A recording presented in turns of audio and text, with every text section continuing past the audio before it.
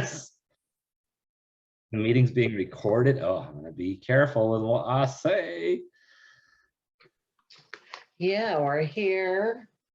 You're queer. Get used to it. It's Pride Month. It is. Happy Pride. Welcome to another episode of Scrutiny with Cheri and Andy. I'm Andy Vargo, and this is my bestie, Cheri Hardman. We decided to do something. Yeah? Andy Vargo and I will do anything for attention. Yes, we will. I'll tell you what I did. My nails, my hair, and my nails, my hair. You gotta give yourself credit for all the things you do. I'll tell you what I did earlier, later. Now I don't know when it'll happen. Earlier.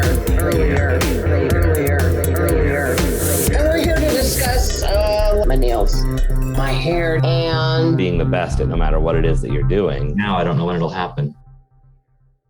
Hey everybody, welcome back to another episode of Scrutiny with Cheri and Andy. I'm Andy Vargo, and this right here, I'm Cheri Hardman. and together we are gonna scrutinize all the things going on in our lives and in the world today. And we're just happy to have you here along for the ride. Cheri, how are you today? Oh, well, I'm tired, but I'm good. There's a lot going on. There's a lot of excitement. But like I was so excited last night that I thought I needed to stop at the casino on my way home to mellow out a little bit. And then I had to come home I came home to a disaster. Let me just tell you about it, okay? I want to hear about that disaster. I got home and Andrew ran out of the kitchen like a cockroach, like he scattered. I'm like, what are you in there stealing cookies? He was. But before that, he had gone into the bathroom and peed, but missed the toilet and got pee all over the floor, stepped in it in his socks. So there's like pee footprints all down the floor into the kitchen. And I'm like, why is the floor wet? And then it takes me a minute to put it together. Right. And so then I'm trying to get him to like go in and take off your pants and your socks. We got to start all over. And then of course all the commotion woke Dave up. So Dave comes out, Winnie the Pooh in it with just a shirt, no pants on, mopping up the floor. And Nipsey was sick. He had like a fever. I took his temperature. Oh no. And he had a fever and I took it with our thermometer. So now we got to go get a new one. So it was just like, that's what I came home to. Then, my husband had to calm me down before we went to sleep. And so I got 3 hours of sleep. So I'm tired. Wow. Well, there you go. Well, at least it's close to the end of the week. So. Yeah, we can make it through tomorrow. No problem. Yeah. So tomorrow it's Friday, and the weather's getting nicer. So. I know there's that feeling of like someone told me today we only have 9 school days left. I'm like, oh, we can do that with our eyes closed. So that's like, why even show up? We're in single digits now. Like, yeah, I had my last day with the middle schoolers today, and it was good. I mean, we've had a lot of really good conversations. I learned a lot. I want to practice it's hard with middle school because it's either like super high energy or like today I felt like there was less energy. And so it's hard because you don't want to like create too much energy and then you lose control. So it's like there's this balance of like if for sure, yeah, or the other. Yeah. So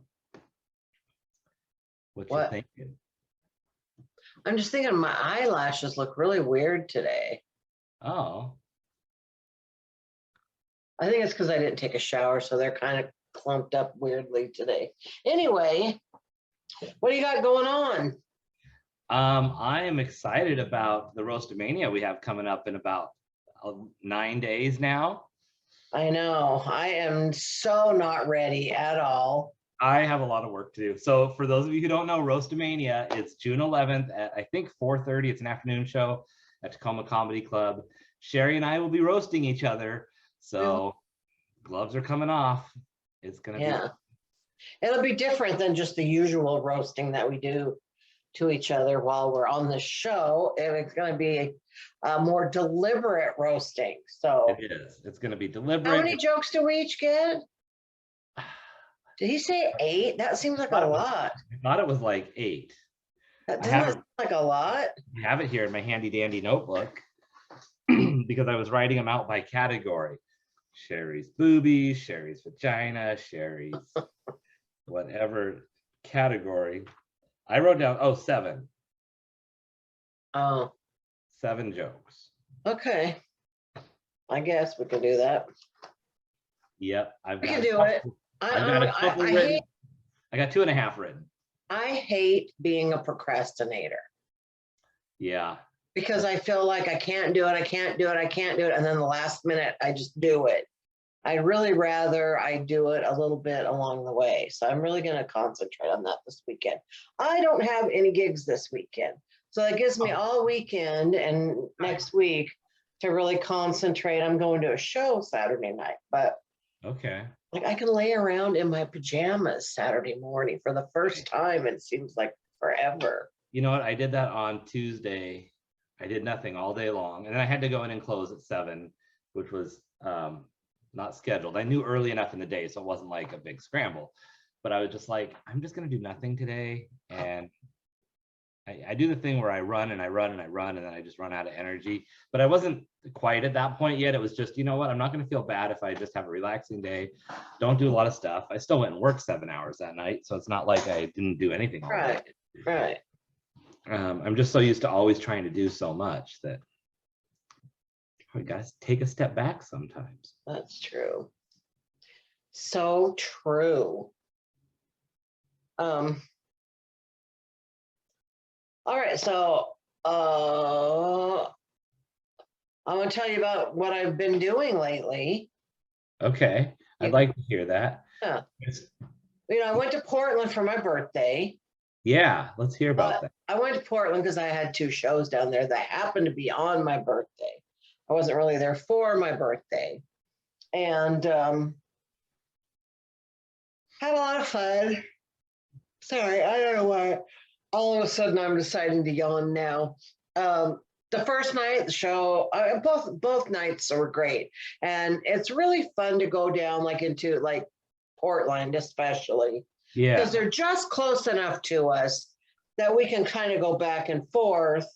And so you kind of get to know a few Portland comedians and right. Maybe not in person. So I got to meet some in person that I had known of for a long time, like Jane Malone. She's the one that does those trading cards. Oh, yeah. Trading cards. So I was on a show with her. That's cool. Yeah, because you're right. There is some, there's some that I've met from them coming up here and stuff. And it's kind of like Vegas. When we went down, I mean, you go down a lot more, obviously, than I do. But we met Kurt and the guys that put on the Sunday Fun Day. It's you meet a few people down there.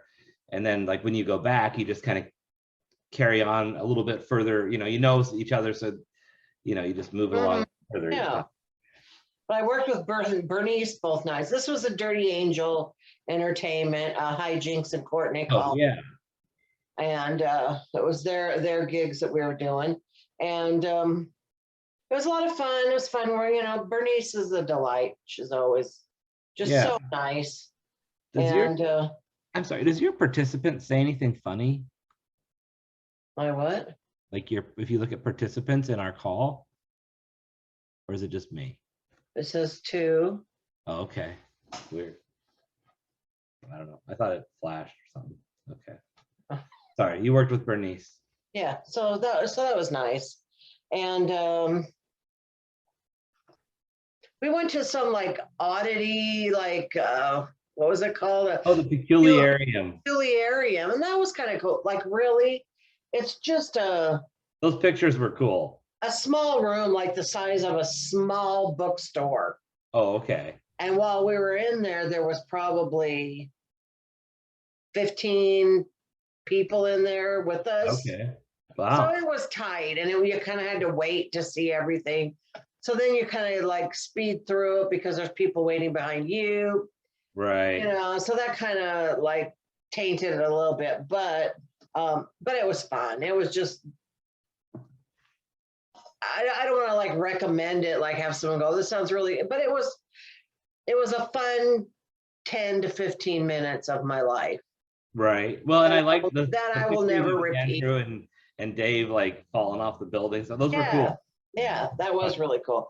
I was wanting to do it, but then it's like you got to get out and like lay on this. It's like a triangle pillow kind of thing. Oh, okay. And I was afraid I wouldn't be able to get back up or something, so I didn't do it. But yeah, and we went to McMinimans and had a lunch, and Yeah, that looked like it was a fun spot too. we actually had a nice hotel room. But the weird thing about that hotel is the lobby had a restaurant in it, and I don't know if they cook fish in there, but it smelled like fish cooking all the time. Every time you walk in, morning, noon, and night, it smelled. Now our room didn't smell like that, but the lobby it did. I would just worry that like my clothes would smell like it and stuff. I told the guy behind the desk, I'm like, are they cooking fish in there all the time or something? He said, I don't know. And I'm like, well, I just want you to, it smells like fish in here. Like, yeah, big time. You might want to like, and take that off the menu. Right. Well, like when you live or work in a place, I think you sometimes you don't notice it after a while. They say you get nose blind to it or something. Yeah. Yeah. So that's fair. So I did that. And then last night I went to Nate Jackson's Super Funny Comedy Club to see some people in the contest. Yeah. I'm not in the contest this year, but I want to kind of keep up on who.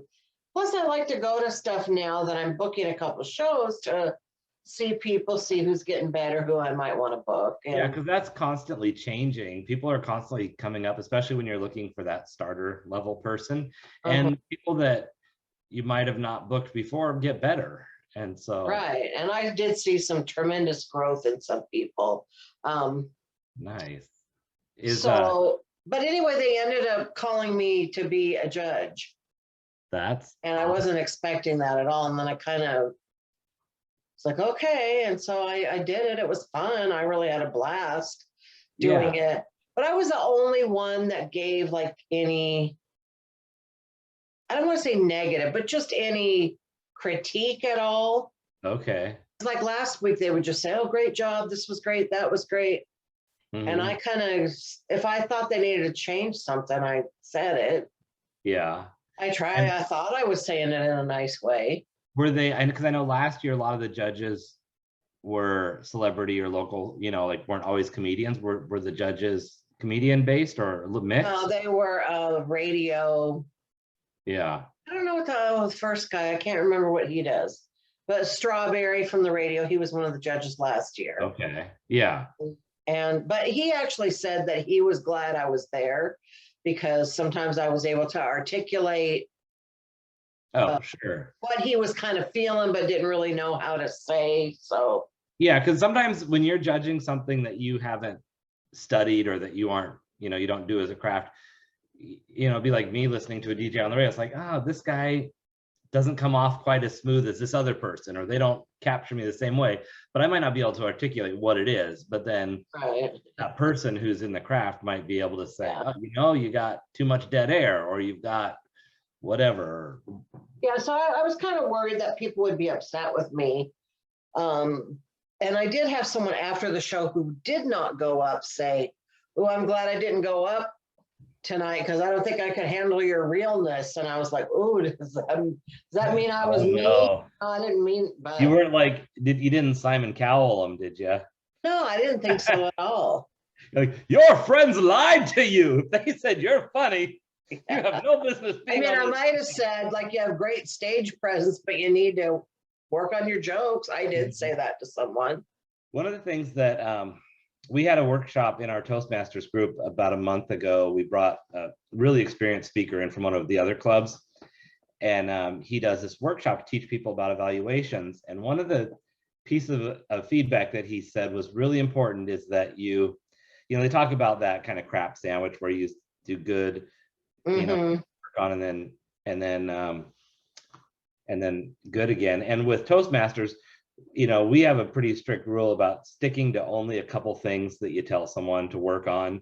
And we try to say, I challenge you to do this, not, you sucked here. That's a good way to say it. I'm writing that down. Yeah, like we always say, one thing I would challenge you to do would be this. And that way it it doesn't say it was bad. It just says, you know, I challenge you to write a joke with a punchline, whatever. But imagine that. But one of the things that he said that was important was when you're giving them feedback, he suggested, and I'm trying to get better at doing this, is making sure that you save the very best thing that they did for the very end. Like that's the last thing you say to them.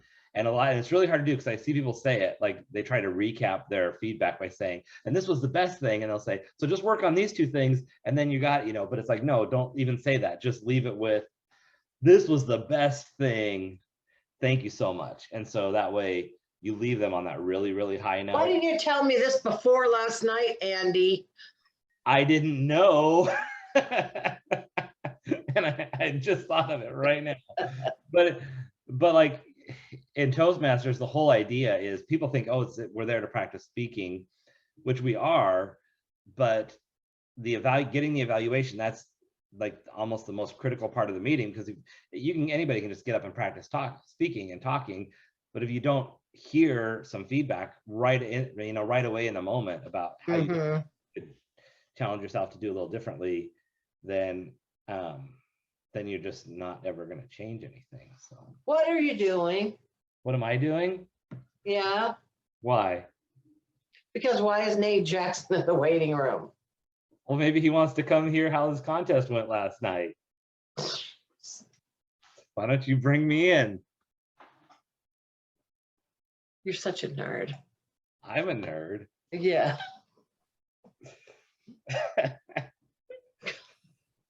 You think I'm a nerd? When you said to me, does your participants? See, I can hear somebody. I could see somebody's name. Mm-hmm. But I wondered if you were you think had something up your sleeve. Me? Like I could pull that off. Mm-hmm. Like you think I'm on my phone? Oh. That's cute. Well, hi there. Happy birthday to you. Happy birthday to you. Happy birthday, dear Cheri. And them big ass titties. Happy birthday to you.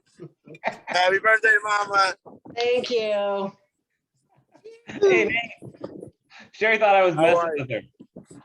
Well, she's on here reading names. Mess up the whole damn gift. I know. You guys having fun on this here, episode 44? Yep. Always. I was just talking about the contest. Oh, yeah. Yeah. And he was telling me how to give constructive feedback.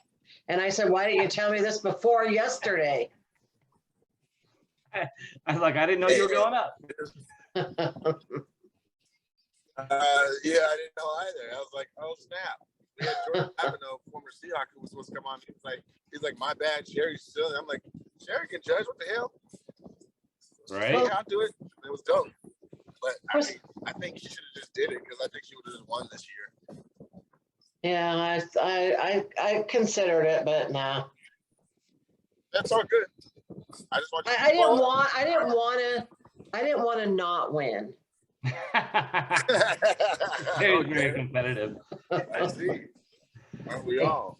Yeah, I can come in third once, but not twice. So. I understand. Who came in second? Debbie. Or no, Debbie. Oh, good Lord. She's online going crazy. So, yeah. Yeah, I saw. Oh. All right. Well, thank you for stopping in and saying happy birthday. Appreciate it. Listen, man, it's your day, man. You need to do something. Go pop a wheelie. Fuck it. That's funny. All right, guys. All right. Bye. That's funny. He got the memo a week late, huh? Well, I messaged him, but we're not friends on Facebook. So, it goes like into the hidden request. And it's like, oh, this sounds fun. And I was like, oh, that was last week. But You're welcome anytime. So pop on in. Oh, that was nice. So yeah, so there was that, and it sounds like it was. I mean, because is it 8 people per week? 8 or 10, something like that. That are on. That are competing, yeah. God, I didn't count. I would say it was more like.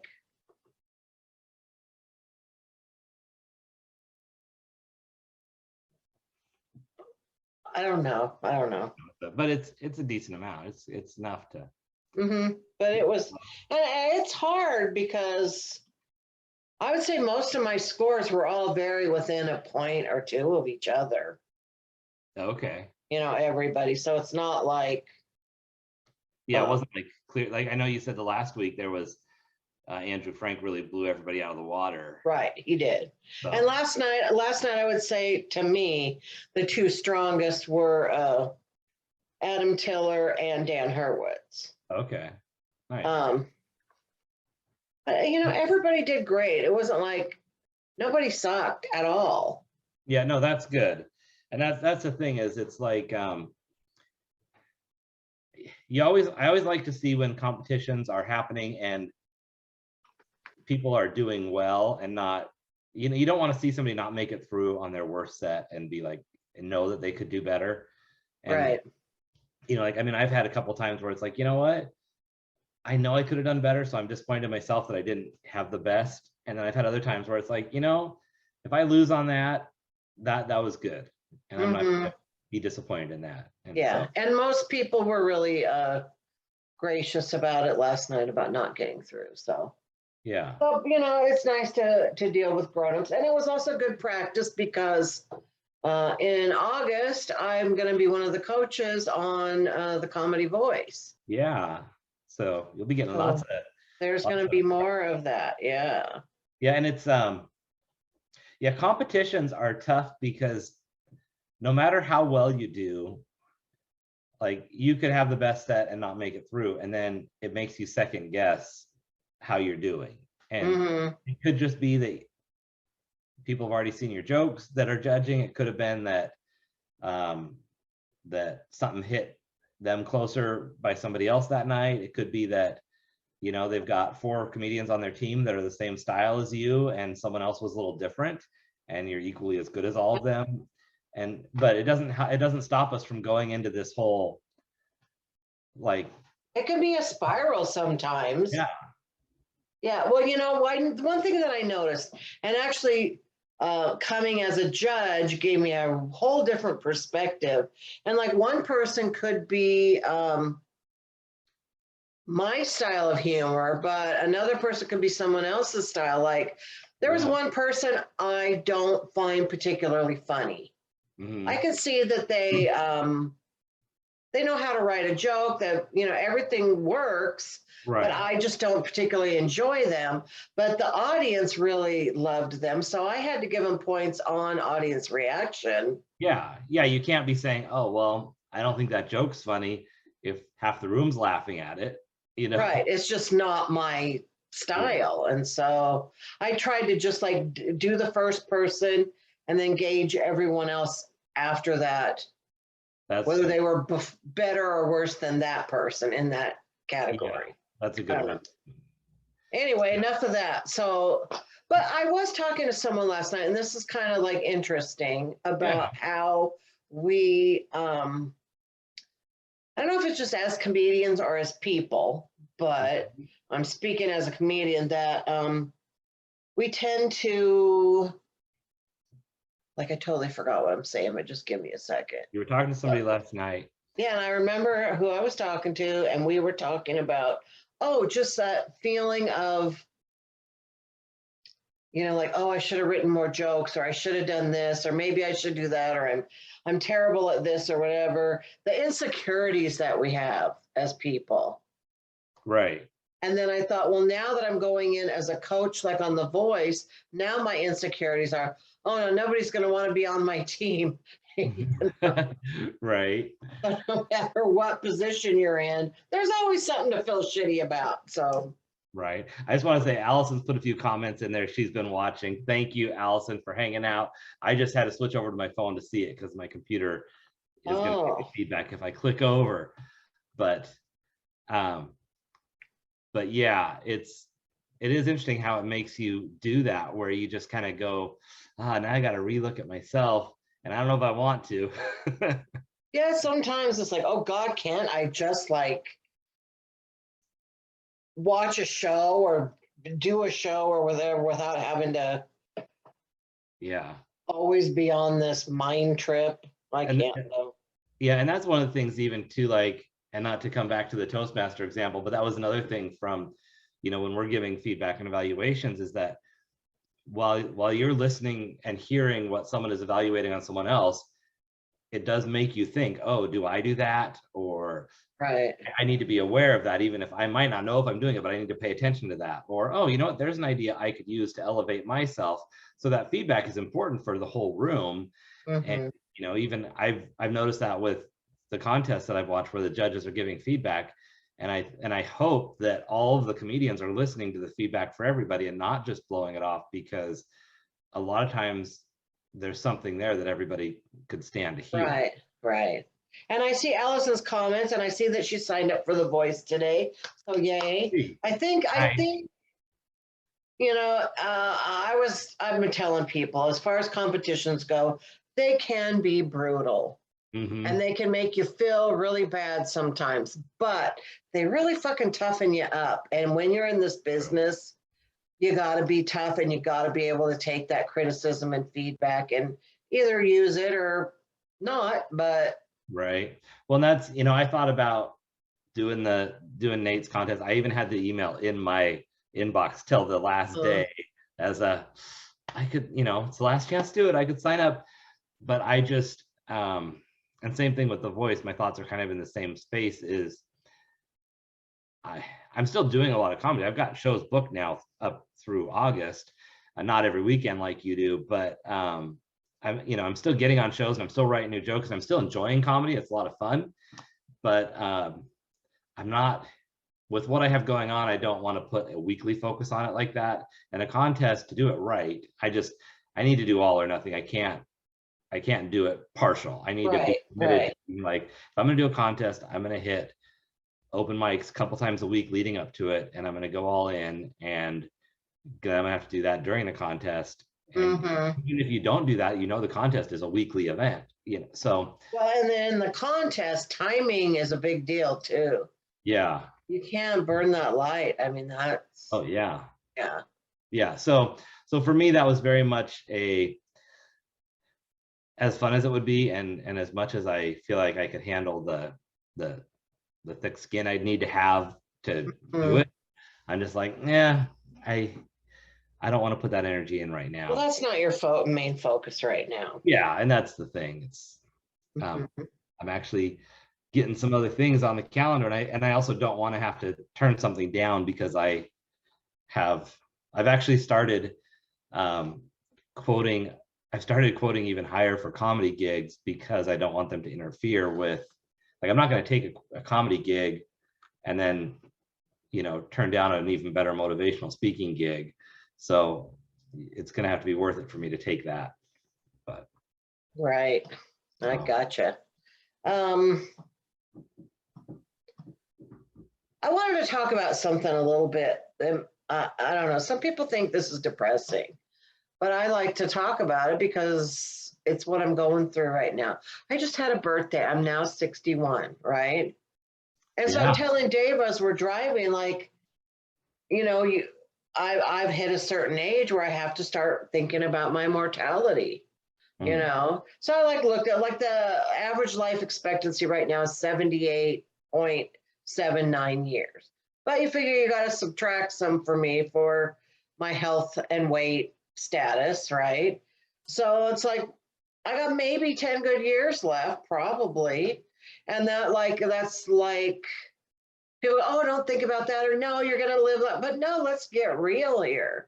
And so it's just like this thought of like, I really feel like I need to appreciate my family more and I think that's kind of why, like right now, I'm just trying to book, get myself booked everywhere and get it out of my system, into my system. I don't know, Right. but just do what I can do while I can still do it. And there was a lot of sadness because of this weekend. Mm-hmm. You know, I think it's just a birthday and you reflect and all that kind of stuff. And I always wondered, like, when I was younger, like, when do you start? Like, I would look at my grandma and think, like, does she know she's going to die pretty soon? Like, does she ever think about it? But I didn't want to ask her about that. So I didn't want to bring it up. But yeah, so I'm starting to think about that kind of stuff now. Like, got to make sure, you know, like, we don't have a will. And yeah, you know what my dad said to me the other day?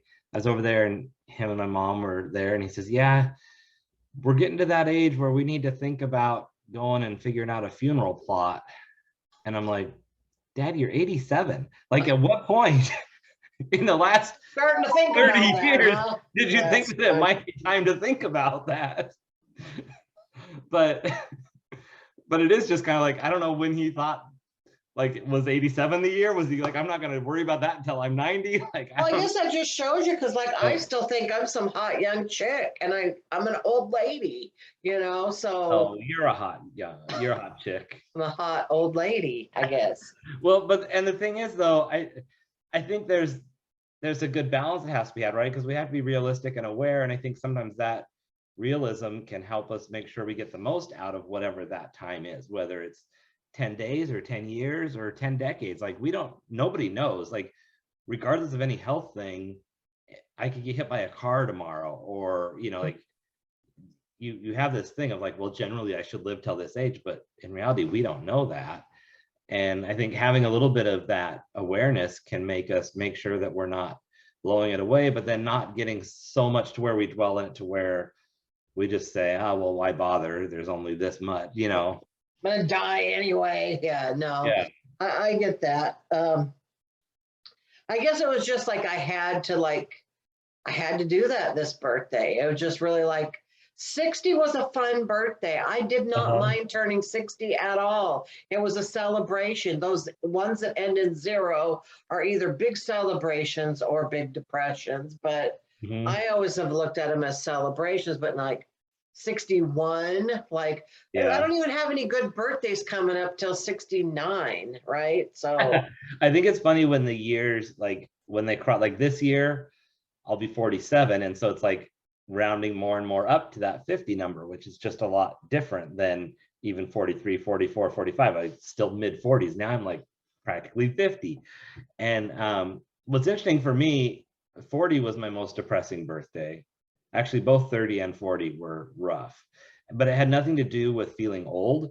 It was, I wasn't in a good place in life at both. And it wasn't that it was like that whole 10 years. It was like a shot of 30. I remember being like surrounded with a lot of drama and relationship problems.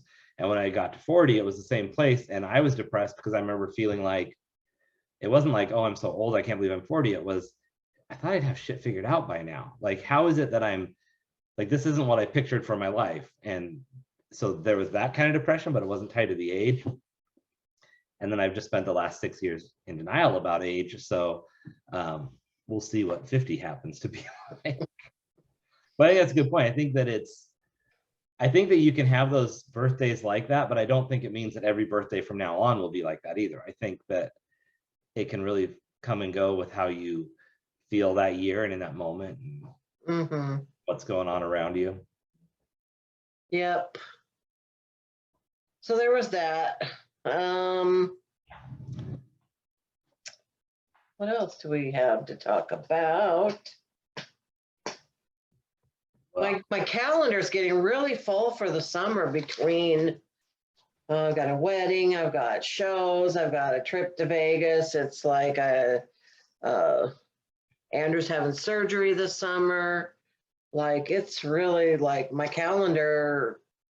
Yeah, we got a trip to Boise. I know, that's going to be fun. I've got a couple shows in Oregon. Yeah, and you know, it's interesting. We were talking a little bit about this earlier, about how there's this, it can be overwhelming to have so much going on and feel a little hectic where you're just like, oh my gosh, where do I even start? And then like I think I mentioned it to you where it's like I have to remind myself this is kind of what I asked for. Like if you're asking to be successful and in this kind of business and have this, if this is what we're pursuing for our lifestyle, some of this craziness is going to come with it where it's like like I have my nephew's graduation is on June 14th, which is also the day that I have a speaking gig at noon, which is also the day that I am the featured author in my writing group's quarterly meeting at 9:30 in the morning. And I already had that booked. And then I got the speaking request and I had to tell them, well, I can be there, but I have a thing in the morning. And it's not like every day is like that, right? I'll go for a month without anything on the calendar, right. like that type of thing. And then all of a sudden it's in one day. And when I got the notice of the graduation, I was like, I don't want to miss it. So it's like, but it was, one of those like, what can you cancel to go if you need to? And it was like, oh, at least it's at night. But it was just, of course, everything's on the same day. So it's, from Tacoma to Enumclaw to Auburn to Seattle and back. I know, that's crazy. But and we're in that place right now where we're having the success and we're having the growth, but also we're not big enough to have someone managing our schedules. We're not big enough to have the little details taken care of. So we've got to still do all those things. Mm-hmm. So that's, I think, kind of the hardest transition time. Right. Need a secretary, but I wouldn't trust a secretary. It would. No, I know I thought about that because I like things the way I like them. Yeah, and I don't know. I've thought about that. Like when I am ready to hire somebody, I don't know who I would trust saying, here's a login to all my stuff, handle this. Like, yeah, that wouldn't bother me so much, but I just don't think anyone would, I don't know, do things the way I like to do them.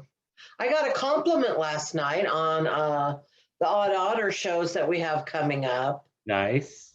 I made all the posters and posted them, and yeah, I was like, someone told me like, oh wow, those look like great shows.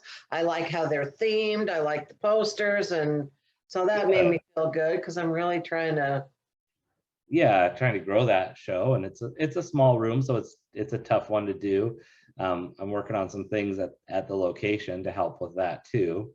So some of which we can chat about later if we're still going to catch up for a little planning thing. Mm-hmm.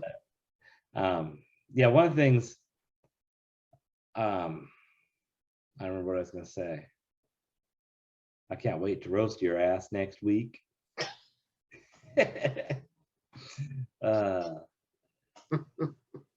I think I have two jokes and then half a joke. I have ideas for the other ones. How you like write something down, you're like, oh, I don't like that. Then you write something else down, like, yeah, I don't like it. So it's not that I haven't tried. I'll be going throughout my day and I'm just like. When we were driving down to Portland, I said to Dave, I'm like, okay, we got to get going on this. Let's roast Andy on the way down to Portland. Oh my God. That's funny. But we both like you so much. It's really kind of hard, It's just like, I know I'm going to make fun of his mustache because I always do, but I can't wait to show up shaved.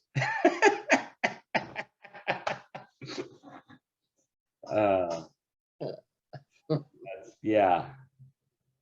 No, I don't think I could pull off shaving for that. So, yeah, it's going to be a good time.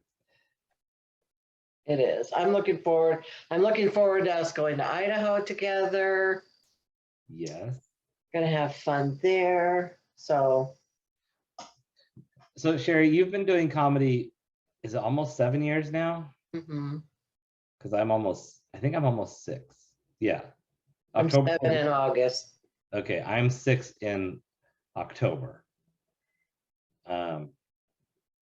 So I'm curious, what, like, since you've started, has there been one piece of advice or lesson that has been the biggest, like, most important thing or made the biggest difference for you?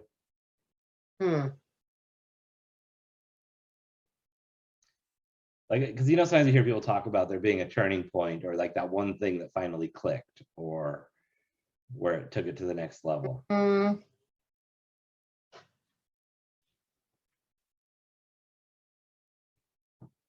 I don't know. Or maybe even something you did.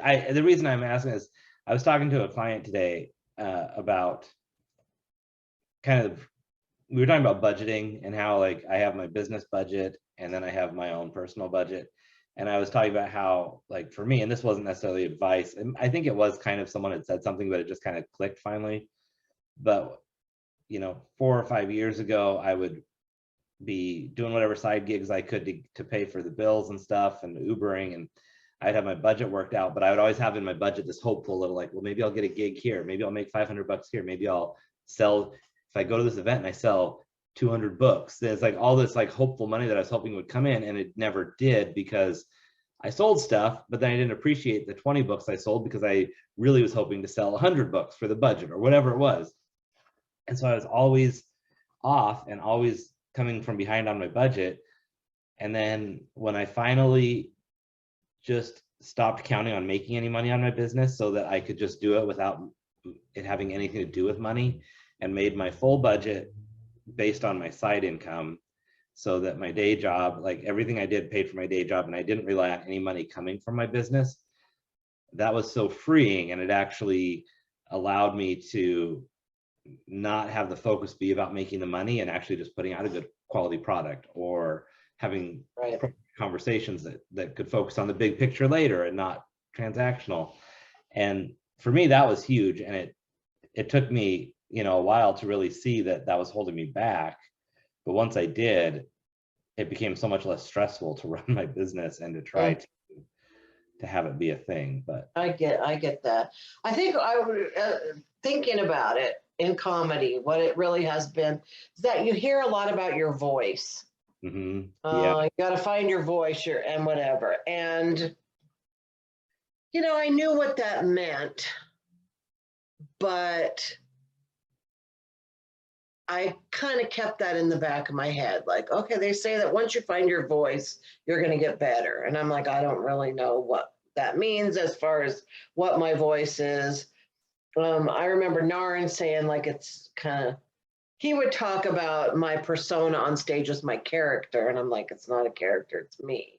So I kind of didn't get the whole thing, but I would always notice that after shows, women would come up to me and say, oh, I could never do what you do. You're like my hero. Like, you know, the fact that you're older and you're just starting to do this now, and you're so brave. I could never do that. And I had so many women say that to me that I realized this is what my voice is, and what it's going to be is that I'm going to talk to those women in a way that shows them that they can do it. I'm going to be an example. That's what my voice is, showing women that it doesn't matter how old you are, or how fat you are, or how whatever you are.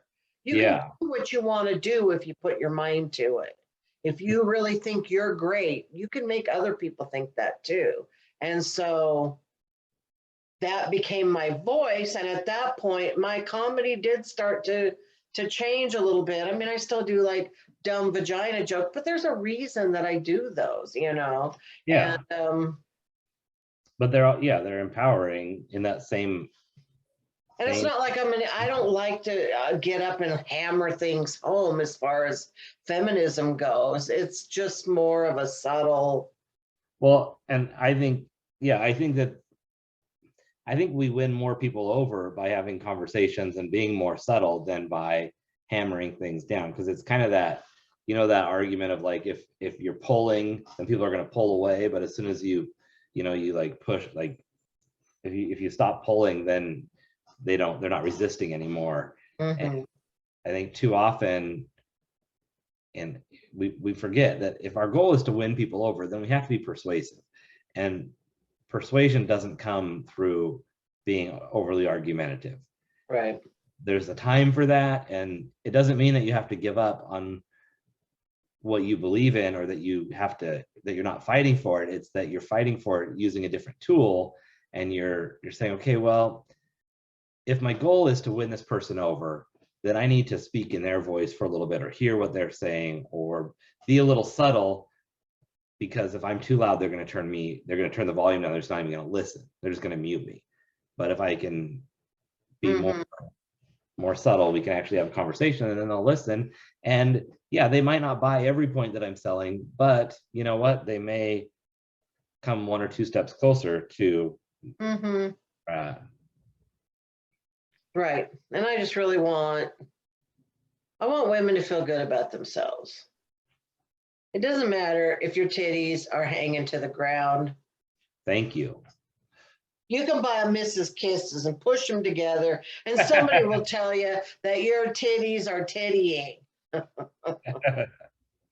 Are tittying? That's funny. Yeah, that's what Mr. Nate Jackson said to me last night. Your titties are tittying. So, but I did find out.